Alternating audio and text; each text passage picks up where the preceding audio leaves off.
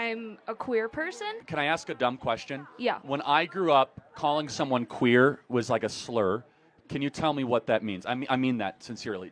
And how is it different than just saying you're lesbian or bisexual or gay? So it can be different for everyone. It's a spectrum just like anything else. And for me personally, I like everyone. No, but what does queer mean, though? Queer, it's just a label. What does the label mean? It's different for everyone. I'm not trying to put you as a trap, though. I mean this because when I grew up, if I called somebody queer, I would get in trouble.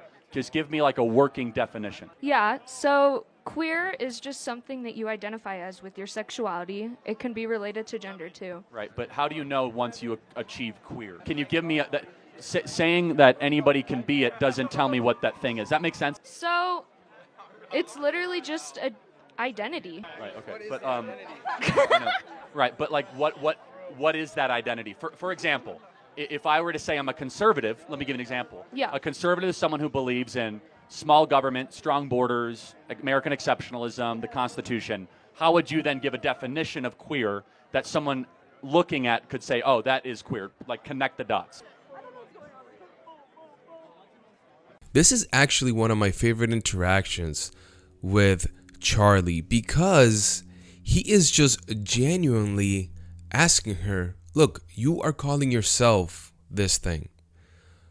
What does that mean?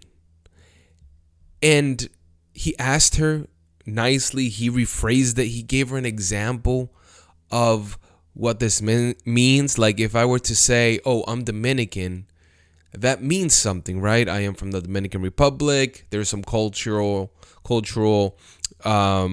things that come along with that. There's a certain culture, there's a certain music, there's certain foods that are all attached to being Dominican, right? That's part of what that means. And he does that with his political leaning.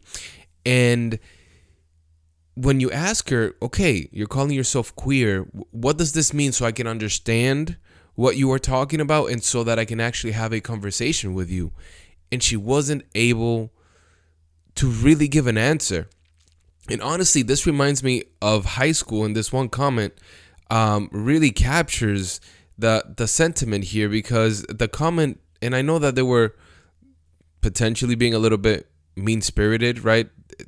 This person said, basically, I am giving myself a label to make myself feel special, even though I mean absolutely nothing and has no real meaning.